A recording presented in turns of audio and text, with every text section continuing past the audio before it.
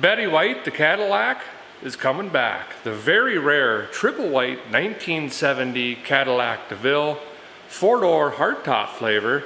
I've got a really long list of things I want to do to this car, but first we've got to dig it out of storage. I've had her scooched away in the other barn for over a year now. So let's go grab it, throw it on a trailer, and bring it over here to the other barn.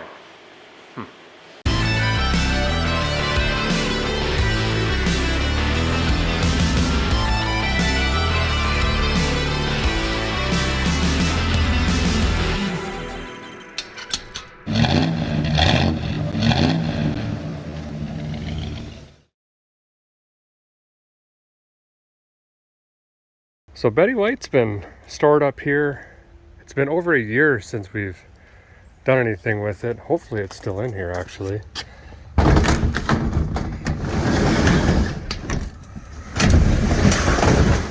Yeah, there it is. Didn't even think about flat tires. That one's good. Lots of mouse droppings. That's great. How about that one? Oh, that one's up too. I'll be dipped. We might just get lucky here. Wow. I don't know what's going on. There.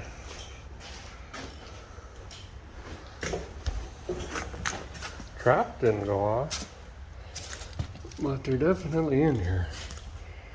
Well, let's see if the battery's any good. Nope. Sure it's not. Oh, it smells terrible in here. I'll be. That's a good sign. I'm gonna pump it just in case.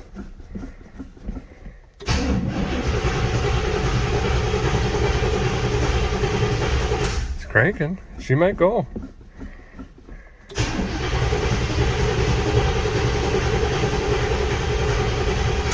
Well, come on now. Bring the thunder. I can't remember if that fuel gauge works. If it does, we're out of fuel.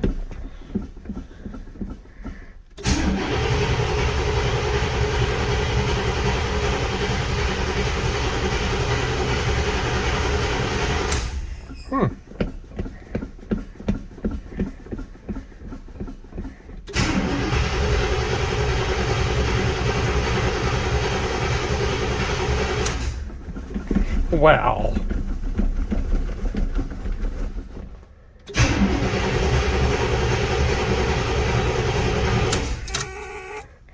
Accelerator pump might be down again. Did we ever fix that? Can't remember. How do you open the hood? Don't know. Must be outside.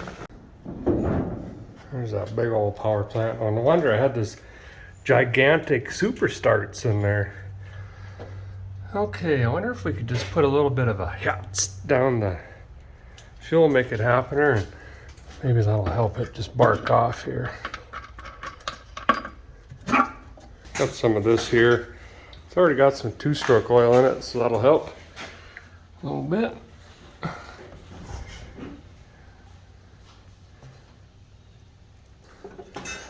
Oh, at least it's not 958,000 degrees in here. Ooh, got some sinks. Picked up a keychain. Come on now.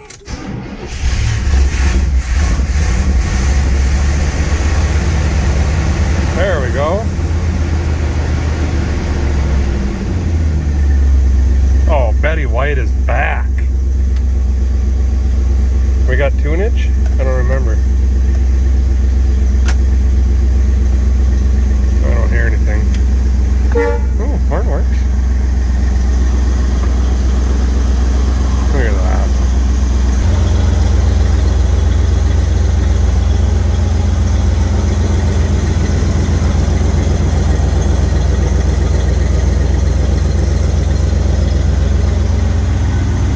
Well, she's all loaded up. Let's get her over to the shop. Get this thing up on the hoist and try to see where we left off. The details are foggy, but I know we got tires and hubcaps and paint and wheel skirts and maybe try to get the air conditioning working. There's a lot to do to this thing. If you had forgotten, look how beautiful this interior is. Moses sandals. It's been so long since I even putzed around on this car. I kind of forgot where I was at, to be honest. I wonder if a guy could just hook his peepers on it and re-drink it up. Maybe we can come up with a list of stuff to do and try to just, you know, tick them off one at a time. Yeah, that we shall do. You could just cut the smell in there with a knife. It's thick. You know, I think the first thing a guy's gonna do before we start anything is I'm gonna lock in this microorganism deatomizer mold slicer 1250 XL and just crank it up on hold. You guys actually recommended this since I seem to pull cars out of swamps and tree rows fairly often. I don't know what it does. There's science and magic basically. But I do know that it smells like burnt popcorn and TV static after you run it for a while. Well, that's in here buzzing away on all of it. I can't believe the door buzzer works, but I got to. I'm listening to it. Want to bring this paint back around a little bit. It's not that bad, but if you can see it in person, there's just, you know, 25 years of weather stains, and there's even some rust coming in back here on the rear. All this stuff here. I think a guy can probably get most of that, if and not all of it out. We'll have to wait and see. Obviously, I got to get tires for this thing if we're going to scoot it down the highway with the family unit. Them are off an old pickup, those Goodyears there. I don't remember what those came off of, but I do know they go 95 in short bursts fairly well. We could bring the chrome around. I'll put that on the list. Some SOS and some polish. That'll bring that stuff back around pretty easy. I might even go crazy over here and you know, rattle can and blend that in. Nope, definitely not gonna blend. This has been resprayed over here, that bottom half, and they've already tried to blend some stuff in here, and it's really a poor job. But can a guy get rid of the 2 brown spots? I think so. I think we can. Got to find the fender skirts. Those have a lot of rust color and discoloration. We'll just on those as well. Not gonna have time in the shizu right now to address this, but I wonder if a guy could just snip this off, whoop, and then maybe get some rust treatment or something in there. Not gonna stop it, but can we slow it down a little bit? I think so. Probably not. Interior is looking really clean still, actually. Maybe just do another treatment on the seats, bring this leather back around some more, and run the Mouse Sucker 500 through here again. But, oh yeah, already smells like TV static. Jessica did a really good job cleaning this. I mean, you could eat off of it, is what I'm saying. Not really gonna have to do much there. I don't remember where we left off with the brakes and the stop laters, and is there even a fuel tank in it under there? I don't know if there is or not, but let's get this thing up in the air and take a look at it and see where we're at as far as the chassis and whatnot. Now that she's up on her teeth here, the guy can hook his peepers on easier. We'll just start in the front and work our way to the back, basically. Already seeing a leak. We got a leakage. And that's coolant. All right, so coolant leak fix. We'll throw that on the old eye plate. Look at that old school original clamp. Those are neat to see. Same up there, same here. Majority of this car just has been absolutely untouched. This is, yeah, it was looking swollen. If you squeeze your lines, fellers, you can feel the insides if they're starting to swell. So this is actually impeding on the fuel flow over here. So we got to fix that. Probably put a filter in here too. I must have just plugged her in to move her around a little bit. On the brakes, I can see I replaced the soft lines, caliper, and pads over here, but I think I didn't. Okay, that's definitely a new soft line. But as far as the, oh yeah, that's not, look at that. So this caliper's got some issues, and that must be the original one. So Got to find a drinker side brake caliper. There you can see that one again's been replaced. You can still see the water level or the mud where this just sat completely submerged down on that slough. It's pretty crazy. Got to get under here and spray on it a little bit. This isn't me. Yeah, see, that's Napa. I get mine from O'Reilly, Gates on the roll, but this has been spliced in and makes the guy wonder, did they already take the tank out and flush that or something, or do they have any issues? Because they went in here, that or the lines just rusted out, but that's kind of hard to believe because the underside of this car is absolutely perfect, other than the surface rust from this sitting in the mud. Look at this one here. You can actually see the water level over the years changing. That's a testament to these old GM cars. They built them right. You'd think this frame would just be completely rotten. You know, this was sitting in the mud and water. So those do not look like original air shocks. Here's the Auto Magical leveler switch with black lines coming out of them. And those are discoed up there.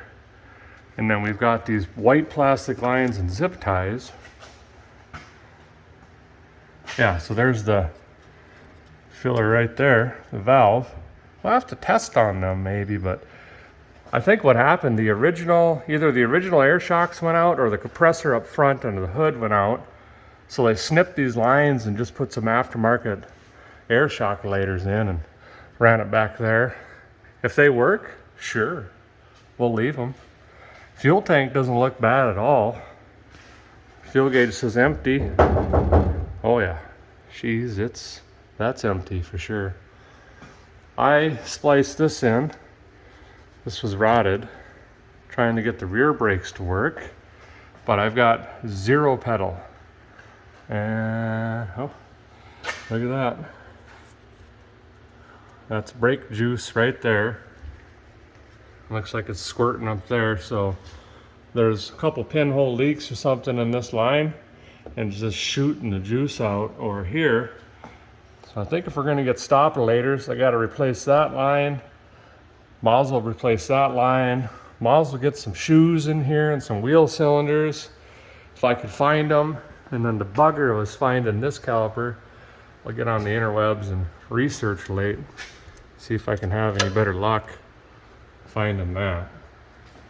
I know I replaced the oil and did all that, so that's good, I guess. But man, we got a bigger list than I thought we would here, getting this thing back on the road. Being as the guys got a interweb up and order $858 million in parts, great. Let's go ahead and bring her back down to the earth here and let's start on the paint on this thing. Well, I got her right here. Let's try this out real quick. Oh, dang it. Got a leak over here somewhere, but they did go up. At least this side, of course, because it doesn't have a leaky hose. But these hose kits are cheap. I think you could get them in the self-help aisle. Might fix on that, because if we take this down the road and we get luggage and tools and 5 passengers, she's gonna come down in the weight section. Might gonna need them shocks. Guy's gonna take some 120 and just dig in there a little bit, get this roughness out, come back with some 400. And the area we're gonna paint is gonna end up being quite a bit larger once that 400 kind of planes everything in there. We'll tape off this little bit of chrome and mist in some color. Not going for anything perfect here, just cruising down Main from the sidewalk. Does it look all one color? Sure.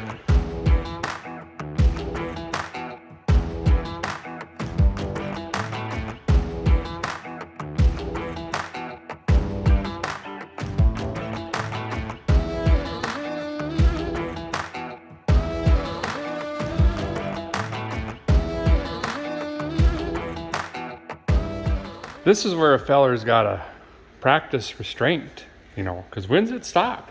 I don't know. I'm asking you. There's so many imperfections that a guy could just keep going and going and going, and then you're painting a whole car. So you got to shut her down. Here's that repaint, actually twice. There's 2 layers of white over here. I'm not sure what that's about. Could have been a restoration attempt, or maybe it got walloped. I put a coat down, didn't like it, put another one down. The top coat is what's spidering and cracking in here, and I can't get through that. I mean, I would have to do the whole quarter if that was the case, and we're not doing that because of, you know, the obvious reasons. We could also take the trim piece off if we wanted to, but I'm lazy, and just tape a line there, so when you put the trim piece back on, it's kind of the same thing. But again, there's just so much touching up to do on this car. It's not really, you know, worth it. IMO, that's what kids say on that tweet box or whatever. Anyway, time to prep this up. Just gonna use some Duplicolor paint prep. We'll just spritz in some primer on the bare metal. I'm also gonna dab in some rust converter down here, let that turn black, and then we'll just start easing in some paint. Yep. Yep. Rub this converter in here. Gonna let this sit for a little bit and eat. I just laid the primer in. That's been drying for a couple minutes here. I use what's called a high build primer, since there's actually 3 different layers of paint on here, the original and then 2 resprays. I wanted to build up the surface a little bit where I ground that down to metal there. That way you don't get the wavies. Even though we're not trying to make this perfect, you know, let's try not to make it look worser, I guess. So I'm gonna let that dry, and then I'm gonna come back over and just hand sand with 400 and kind of blend all that together. We'll prep it again, and then we'll get in there and hit it with some base color I had mixed up. It's gonna be nowhere close. Well, maybe. We put the machine on here and tried to read on paint codes, and it said, well, it's one of these 14. So I picked the one I thought was gonna be kind of close. We'll see what happens. I don't have any clear yet though. We're just gonna let the base dry overnight, then maybe I'll start polishing at that point.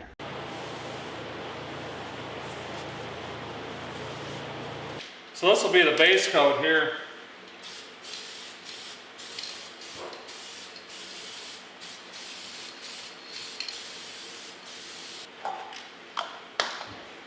Gonna let this flash, then I'll come back and another coat. Normally a guy likes to hand wash these outside before I start buffalating on them, but being I'm gonna be back and forth between buffing and doing some back here, instead I'm just gonna give her a little sponge bath, and I'm just using warm water and a little bit of Ajax, and you know how to do that. Cotton rag, wipe it up. A little bit of water on it isn't gonna hurt. Actually, it'll help spread my material around a little bit. Gonna start on the hood. By the time I finish the hood, maybe we can get back and lay some base coat down. Probably not.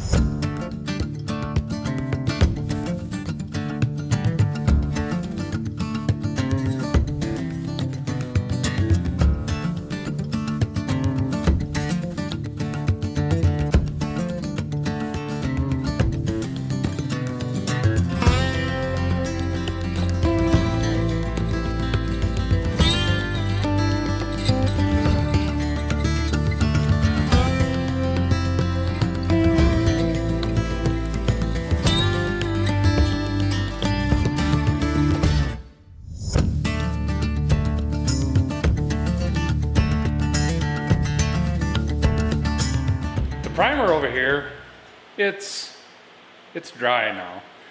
We got to sand it one more time, prep it, then we'll get the base coat on. And I'm actually going to block it this time. And what this is going to do is make sure we get the flattest, smoothest surface possible before we put that base coat on. A lot of folks will take their hand and just hold some sandpaper and start sanding. There's nothing wrong with that if you do it lightly, but if you start applying pressure, usually with this finger or this finger, you start digging little, you make ripples in the paint, basically. You can always tell when you look down the side of a rig which one's been blocked and which one has literally been hand sanded, because it's either glass or there's a slight breeze, basically.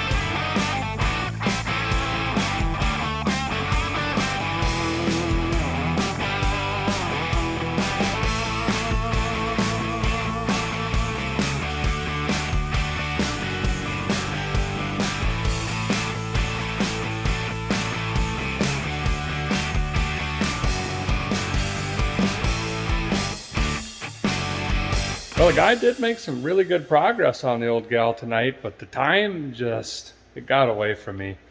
The kids are with me. I got to get them home and to bed. And in the morning, I'll grab some clear coat for that quarter panel over there. Right away in the morning, get that dry. Then all I've got left is that, the drinker side rear door and the trunk. And we should have the paint buttoned up. I'm not going to show you everything yet, but it's looking really, really good. We'll see you in the morning. Back on the Cadillac. Got first coat of clear coat down. It's just this 2K Glamour. Gonna let that flash for a few minutes and probably put 3 total coats on there because I need to come back and blend it in with some cutting compound. So we want enough material on there. Sorry about the noise. I got all the exhaust fans running. That clear coat is pretty nasty chemical. Here's the skirts. I dug these out, and as you can see, they're in pretty rough shape. These actually need patched, but I don't got time for that right now. So we're just gonna strip these down, and we're gonna do the same exact thing, just kind of doll them up a little bit. Hopefully all these screws come out. Nope, probably 82% of them are just gonna snap off. That's fine. Well, fellers, some not so good news. These are pretty well shot. I started cleaning them, and the front clips on both sides, these here, that slide into the body of the car, those snapped off. This one's about ready to come off. Well, there it went. They're just Swiss cheese. So these things are not going back on the car in the market. 1970 Cadillac Sedan DeVille Fender skirts, let me know. Would sure like to put them on. It just looks a little goofy without them, in my opinion, but that's how we're gonna roll for now.